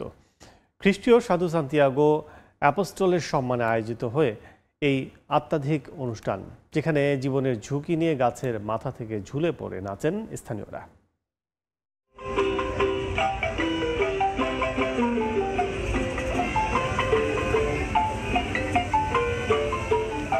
গুয়েতেমালার পাহাড়ি শহর কুবুলকোর কেন্দ্রস্থলে বিশাল এক পাইন গাছের গুড়ির ওপর ভর করে আকাশ ছুঁয়ে ওঠে পালু ভোলাদোর নাচ। প্রাচীন মায়া সংস্কৃতির এই আধ্যাত্মিক নাচে অংশ নেন লাল সোনালী ঐতিহ্যবাহী পোশাক পরা নৃত্যশিল্পীরা। মাথায় বাঁধা দড়িতে ভর করে তারা ঝাঁপ দেন 22 মিটার উচ্চতা থেকে। শতাব্দী প্রাচীন বিশ্বাস ও ঐতিহ্যকে ধারণ করে পালিত হয় এই অনুষ্ঠান। এই নৃত্য প্রাচীন ঐতিহ্যকে ধারণ করলেও পুরো গুয়েতেমালাতে এর প্রচলন নেই। মাত্র 3-4টি এলাকায় এর চর্চা আছে। নৃত্যশিল্পীরা বলেন একদিন ইতিহাস হয়ে যাবে এই নৃত্য, তাই তরুণদের এটা ধরে রাখতে হবে। অনুষ্ঠান ঘিরে তৈরি হয় এক বিশাল উদ্দীপনা, যা কেবল দর্শন নয়, অংশগ্রহণমূলক সংস্কৃতি। এই নাচ গোটা গুয়েতেমালায় নেই, মাত্র 3-4টা অঞ্চলে দেখা যায়। তাই কুবুলকোর মানুষ এই ঐতিহ্য নিয়ে গর্বিত। এখানে সবাই খুব আগ্রহ নিয়ে অংশ নেয়, শুধু দর্শক হয়ে থাকেন না। এই মুহূর্তের জন্য সবাই অপেক্ষা করে আনন্দ নিয়ে, কারণ এটা একেবারেই অনন্য। অনুষ্ঠান শুরুর আগে শিল্পীরা হোরকেতা বা ঘূর্ণন অংশ কাঁধে তুলে নিয়ে আসেন, যেখানে একজন অভিনয় করেন বানরের ভূমিকায়। তারা পোশাক পরেন, মুখোশে কপাল ধুপে পবিত্রতা আনা হয়। এই পুরানো মায়ারীতি অনুসারে ধূপের ধোয়া নৃত্য ও স্থানকে আধ্যাত্মিকভাবে শুদ্ধ করে। এই ঐতিহ্য টিকিয়ে রাখতে এগিয়ে এসেছেন যুক্তরাষ্ট্রে থাকা সাবেক অংশগ্রহণকারীরাও। সাদিয়া তাসনিম, সময় সংবাদ। বিগত বছরগুলোর তুলনায় চলতি বছর বাংলাদেশ থেকে দ্বিগুণ মৌসুমি ফল রফতানি হয়েছে দুবাই। সেই সঙ্গে বেড়েছে চাহিদাও। পরিবহন সংকট সমাধান করতে পারলে অন্যান্য দেশের সঙ্গে পাল্লা দিয়ে বাজার সয়লাভ করবে বলে জানিয়েছেন ব্যবসায়ীরা। শিবলি আল সাদিকের রিপোর্টে বিস্তারিত।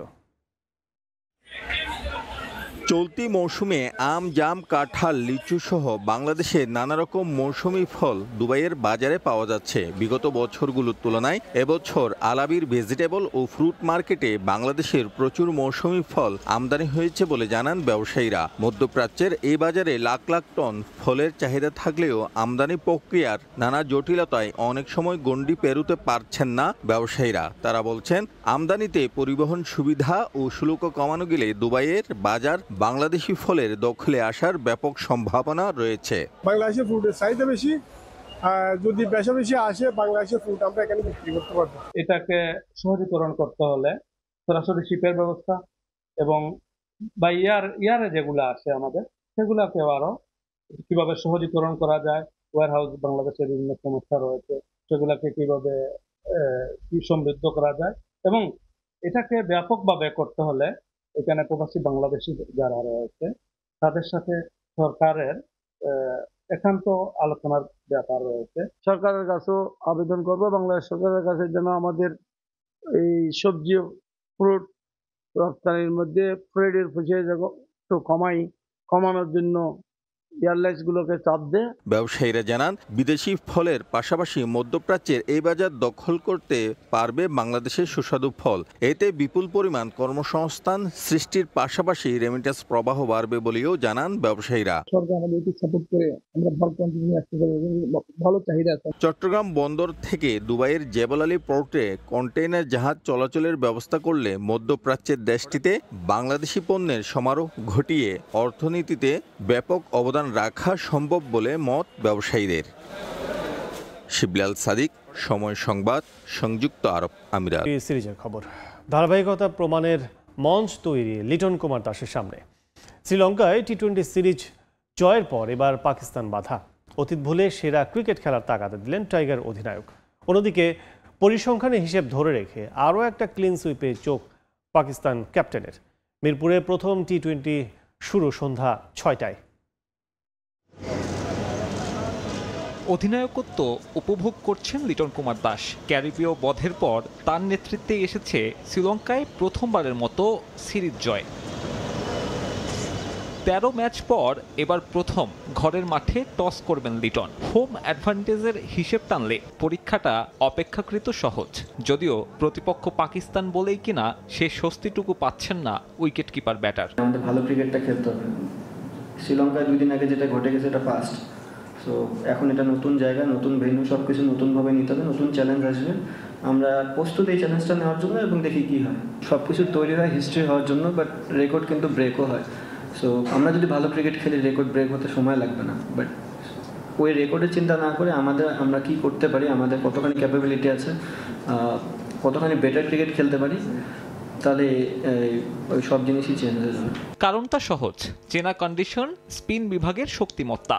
16 জনের বহরের 9 জনই খেলেছেন সবশেষ বিপিএলে। রাগঢাক না রেখে পাকিস্তান অধিনায়কও স্বীকার করলেন ওই অভিজ্ঞতাই তাদের এই সফরের মূল শক্তি। আমাদের দলের বেশিরভাগ খেলোয়াড়ই বিপিএল খেলেছে, যেটা খুবই গুরুত্বপূর্ণ। তাদের সঙ্গে কথা হয়েছে, ওরা যে ইনপুট দিয়েছে আমরা ওই অনুযায়ী পরিকল্পনা সাজিয়েছি। আমরা আমাদের খেলার ধরন পরিবর্তন করেছি এবং এভাবেই খেলতে চাই। বাংলাদেশ নিজের মাঠে সবসময়ই ভালো দল। লিটন অবশ্য ইতিবাচক হিসেবেই দেখছেন বিষয়টিকে। কথার লড়াইয়ে জয়টা টাইগার অধিনায়কেরই। ফ্র্যাঞ্চাইজি ক্রিকেটের মজাটাই এটা যে আপনি পুরো ওয়ার্ল্ডের সব প্লেয়ারদের সাথে খেলার সুযোগ থাকে, ফ্রেন্ডশিপ করার সুযোগ থাকে। সো আপনি যদি আপনার একটা জায়গায় স্টপ হয়ে থাকেন শুধুমাত্র ন্যাশনাল টিম, তাহলে কিন্তু আপনি বাইরের প্লেয়ার সম্বন্ধেও জানবেন না, যে সিঙ্গমও শেয়ার করতে পারবেন না। তো আমার মনে হয় অবভিয়াসলি এটা বোথ সাইডেই কাজে দিবে। তারাও যেমন আমাদের স্ট্রং পয়েন্ট উইক পয়েন্ট জানে, আমরাও তাদের সাথে খেলি, আমরাও স্ট্রং পয়েন্ট উইক পয়েন্ট জানি। সো আমার মনে হয় না খুব একটা সমস্যা হবে, বাট ইকুয়ালি এটা খুব ভালো সাইড। প্রায় 4 বছর পর বাংলাদেশের মাটিতে সিরিজ খেলবে পাকিস্তান ক্রিকেট দল। এ দলের ব্যানারে এশিয়ান গেমসের হিসেবটা একপাশে রাখলে 2016 পর থেকে পাকিস্তানকে হারানোর সুখস্মৃতি নেই টাইগারদের। এখন লিটন কুমার দাসের দলের সামনে পরীক্ষা, শ্রীলঙ্কায় পাওয়া মোমেন্টাম কাজে লাগিয়ে সেই অপেক্ষার অবসান তারা ঘটাতে পারেন কিনা। মিরপুর হোম অফ ক্রিকেট থেকে সাব্বির মিথুন, সময় সংবাদ, ঢাকা। কন্ডিশন বিবেচনায় উইনিং কম্বিনেশন ভাঙতে যাচ্ছে টিম ম্যানেজমেন্ট। হোম অফ ক্রিকেটের মন্থর উইকেটে বাদ পড়তে পারেন পেসার শরীফুল ইসলাম। পেসার কমিয়ে স্পিনার বাড়ালে ভাগ্য খুলবে নাসুম আহমেদের। আবার বিবেচনায় আছেন মেহেদি হাসান মিরাজও। বৃষ্টি বাগড়ায় হাই স্কোরিং ম্যাচের সম্ভাবনা নেই প্রথম টি20তে। মিরপুরের বাস্তবতায় একটা ম্যাচের জন্য এতখানি বিশ্রাম আসলে স্বাভাবিকভাবে জোটে না। তবে এই ম্যাচটা দিয়ে মিরপুরের হোম অফ ক্রিকেট একটা লম্বা সময়ের বিরতি কাটিয়ে আবারও ফিরতে যাচ্ছে ইন্টারন্যাশনাল ক্রিকেটে। সবশেষ বিপিএল ফাইনালের পরে এই মাঠে আর কোনো ধরনের ক্রিকেট হয়নি, এজন্য এই উইকেটটা নিজেকে প্রস্তুত করার জন্য পর্যাপ্ত সময় পেয়েছে। তবে বাধা হচ্ছে বেরসিক বৃষ্টি। ম্যাচের আগের দিনও সকাল থেকে রোদ পেলেও কিছুটা বৃষ্টি সেই উইকেট প্রস্তুতে আর একটা বাধার সৃষ্টি করে। এখানকার গ্রাউন্ডসম্যানরা একটা ব্যস্ত সময় পার করছে। স্বাভাবিকভাবেই টি20তে একটা হাই স্কোরিং ম্যাচ খুব বেশি গুরুত্বপূর্ণ, সেটা যেমন দর্শকদের জন্য, তার পাশাপাশি ব্যাটাররাও প্রত্যাশা করবে যে এই উইকেটে ব্যাটে বলটা যেন সহজে আসে। তবে শেষ মুহূর্তে উইকেট ঢেকে দেওয়ার কারণে প্রথম টি20তে আসলে পিচ কেমন ব্যবহার করবে সেটাও এখন বড় প্রশ্নের জন্ম দিচ্ছে। কারণ প্রপার ব্যাটিং উইকেট তৈরি করার জন্য রোদের একটা প্রয়োজন ছিল, সেই রোদ সাম্প্রতিক সময়ে খুব একটা পাওয়া যায়নি, কারণ টানা বৃষ্টির কারণে মিরপুরের উইকেট বেশিরভাগ সময়ই কাভারের নিচে ছিল। অর্থাৎ সেই কাভারের কারণে প্রথম টি20তে কিন্তু একটা প্রভাব পড়তে পারে।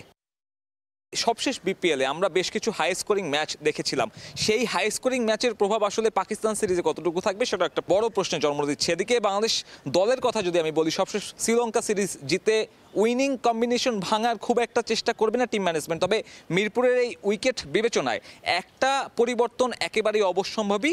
পেসিং ইউনিটে একজন বোলার কমিয়ে একটা বাড়তি স্পিনার খেলাতে পারে টিম ম্যানেজমেন্ট। সেক্ষেত্রে শরীফুল ইসলাম বাদ পড়তে পারে এবং তার জায়গায় নাসুম আহমেদ আরও একটা বাড়তি স্পিন অ্যাডভান্টেজ হিসেবে খেলতে পারেন দলের হয়ে।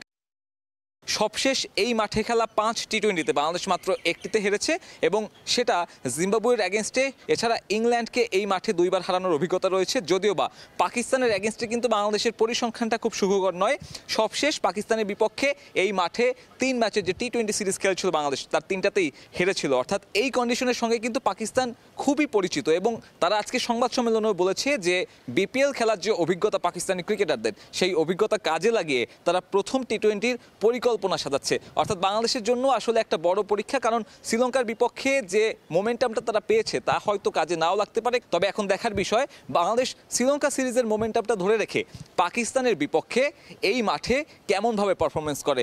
শেরে বাংলা জাতীয় ক্রিকেট স্টেডিয়াম থেকে সাব্বির মিথুন, সময় সংবাদ, ঢাকা। 3.5 বছর পর আবারও মিরপুরে মুখোমুখি হবে বাংলাদেশ পাকিস্তান। তবে পরিসংখ্যানে মেন ইন গ্রিনদের চেয়ে বেশ পিছিয়ে টাইগাররা। শর্টার ফরম্যাটে এখনও পর্যন্ত মোট 22 বারের দেখায় মাত্র 3 জয় পেয়েছে লাল সবুজ। এই 3 জয়ের মধ্যে 2টি মিরপুরে। 3.5 বছর পর ঘরের মাঠে প্রতিপক্ষ পাকিস্তান। হোম কিংবা অ্যাওয়ে যাদের বিপক্ষে বাংলাদেশের কেবল হারের এই গল্প। তবে শ্রীলঙ্কার মাটিতে গড়া ইতিহাস দেখাচ্ছে বড় স্বপ্ন। অতীতকে বৃদ্ধাঙ্গুলি দেখিয়ে এবার নতুন শুরুর অপেক্ষায় লিটনের দল। টি-20 ক্রিকেটে পাকিস্তান বরাবরই বাংলাদেশের সামনে কঠিন প্রতিপক্ষ। শর্টার ফরম্যাটে 2007 সালে প্রথমবারের মতো মুখোমুখি হয়েছিল দুদল। সে ম্যাচে আশরাফুলের দল হেরেছিল 30 রানে। এরপর আরও 21 বার দেখা হয় দুদলের, যেখানে মেন ইন গ্রিনদের জয় 18টি। ঘরের মাঠে সবশেষ সিরিজেও বাংলাদেশকে হোয়াইট ওয়াশ করেছে পাকিস্তান। পাকিস্তানের বিপক্ষে বাংলাদেশ প্রথম জয় পেয়েছিল 2015 সালে মিরপুরের হোম অফ ক্রিকেটে। এই মাঠেই এর 1 বছর বাদে এশিয়া কাপে দ্বিতীয় জয়ের দেখা পায় টাইগাররা, আর 2023 সালের এশিয়ান গেমসে পায় তৃতীয় জয়। বাংলাদেশে মোট 60টি টি-20 খেলেছে পাকিস্তান। সবশেষ 2021 সালে 3 ম্যাচের টি-20 সিরিজে টাইগারদের হোয়াইট ওয়াশ করেছিল মেন ইন গ্রিন। তবে বাংলাদেশের সাম্প্রতিক পারফরমেন্স দেখাচ্ছে আশার আলো। অন্যদিকে বাংলাদেশের বিপক্ষে সবশেষ টি-20 সিরিজের আগে এই ফরম্যাটে পাকিস্তানও ছিল হারের বৃত্তে। নিউজিল্যান্ড সফরে সিরিজ হেরেছে 4-1 ব্যবধানে। সাউথ আফ্রিকাতেও সঙ্গী হয়েছে 2-0 ব্যবধানের হার। প্রায় 14 মাস পর দেশের মাটিতে টি-20 খেলবে বাংলাদেশ। গেল বছর জিম্বাবুয়ের বিপক্ষে 5 ম্যাচের টি-20 সিরিজ খেলেছিল টাইগাররা, জয় পেয়েছে 4-1 ব্যবধানে। এশিয়া কাপের আগে এই সিরিজ দুদলের কাছেই বেশ গুরুত্বপূর্ণ। তবে দুদলেরই চিন্তা মিরপুরের বৈচিত্র্যময় উইকেট নিয়ে। একে তো বৃষ্টি, তার উপর দীর্ঘদিন খেলা নেই মিরপুরে। ম্যাচে টস হতে পারে বড় ফ্যাক্টর। যে দল জিতবে ফিল্ডিংটাই করতে চাইবে আগে। শেরেবাংলার পরিসংখ্যানও পরে ব্যাট করাদের পক্ষে। এখন পর্যন্ত মিরপুরের 63 ম্যাচের মধ্যে 32টি জয় পেয়েছে পরে ব্যাট করা দল। এদিকে এই সিরিজে মিরপুরে সাকিবের টি-20তে সর্বোচ্চ 45 উইকেটের মাইলফলক টপকানোর সুযোগ থাকবে মোস্তাফিজের সামনে। হোম অফ ক্রিকেটে কাটার মাস্টারের উইকেট এখন 43টি। তামিম হোসেন, সময় সংবাদ।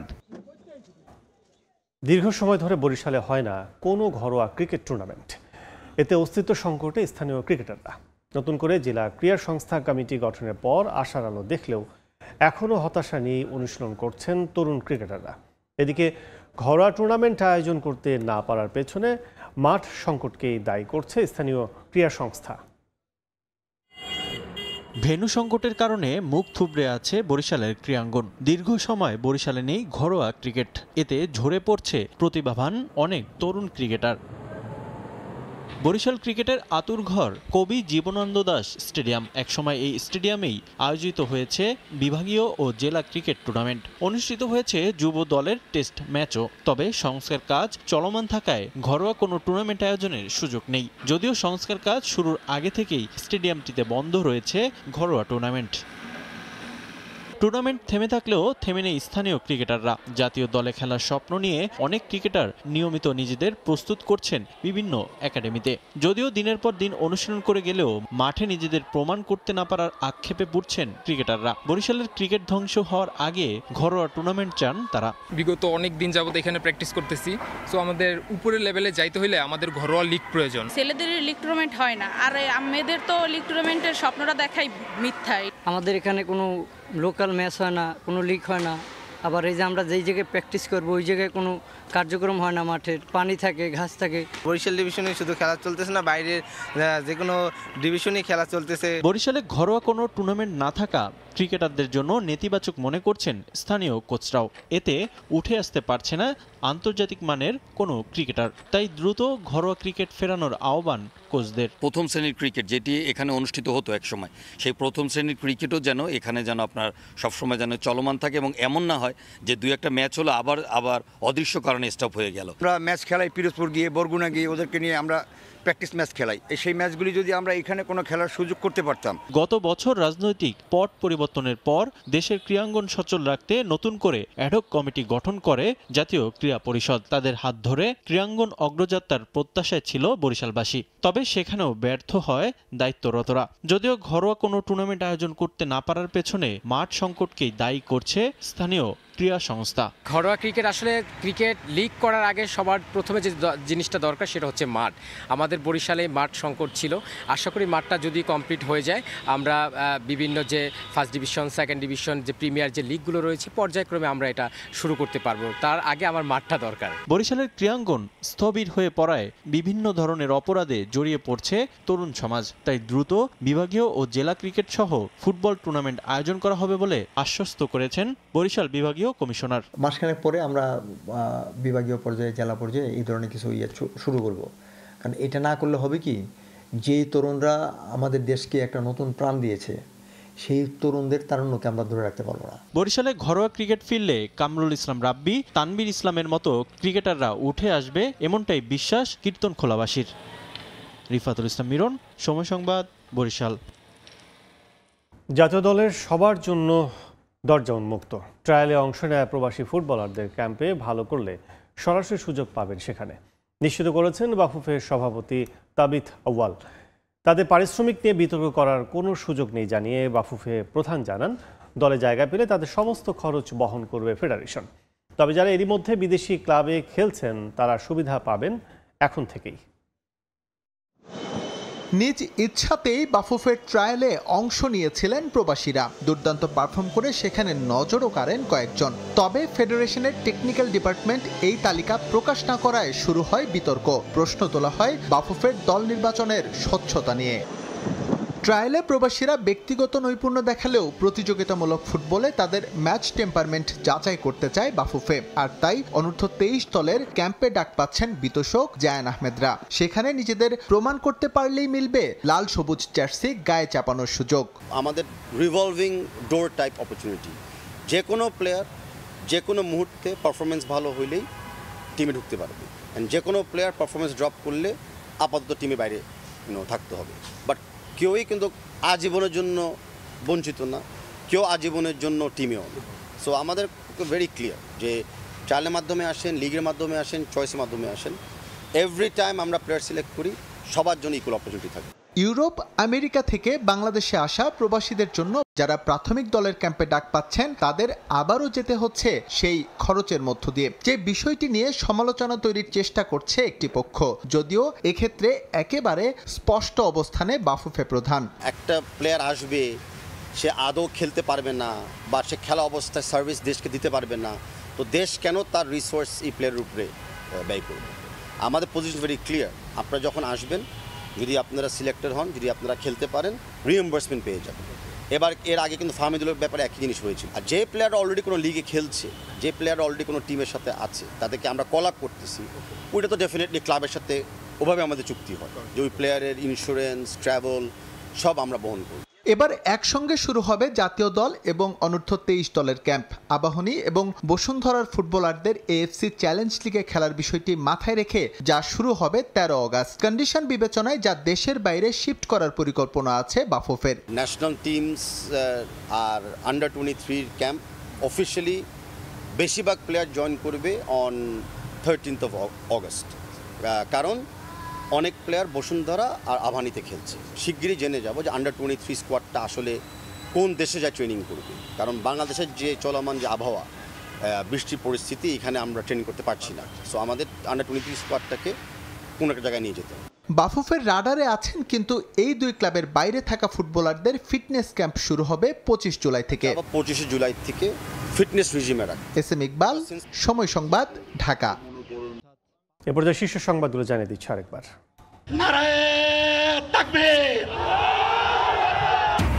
পুরনো ব্যবস্থায় চলার জন্য এত মানুষ জীবন দেয়নি। সরকার গঠন করলে দুর্নীতিমুক্ত দেশ করবে জামাত। বক্তব্যের সময় হঠাৎ অসুস্থ হয়ে পড়েন আমির, সুস্থ হয়ে হাসপাতাল থেকে ফিরলেন বাসায়। ভোট ঠেকাতে কেউ উদ্দেশ্যমূলক পরিস্থিতি সৃষ্টি করতে চাইছে কিনা প্রশ্ন বিএনপির। গণতন্ত্র বিরোধীদের ষড়যন্ত্র ঠেকাতে দ্রুত নির্বাচন দাবি। ৭১-এর প্রশ্নে আপোষ নয়। ব্রিজের দুপাশে কিন্তু ওই হকাররা কিন্তু বসে, এটা মনে হয় একটা ছোটখাটো বাজার, কিছু বলার নাই, কেউ কোনো দেখার কেউ নাই। হকারদের দখলে রাজধানীর বেশিরভাগ ফুটওভার ব্রিজ নির্মাণেই যেন দায় শেষ কর্তৃপক্ষের। থাকে না তদারকি, নিয়মিত করা হয় না পরিষ্কার। ব্রিজ ব্যবহারে পথচারীদের অনীহা। সঞ্চয়পত্রে মুনাফা কমায় অনেকেই ঝুঁকছেন বন্ডে। সরকারি বন্ডে বাজার শক্তিশালী করতে চায় কেন্দ্র ব্যাংক। আর্থিক খাতে অংশ বাড়বে সঞ্চয় নির্ভরশীলদের, বলছেন বিশ্লেষক।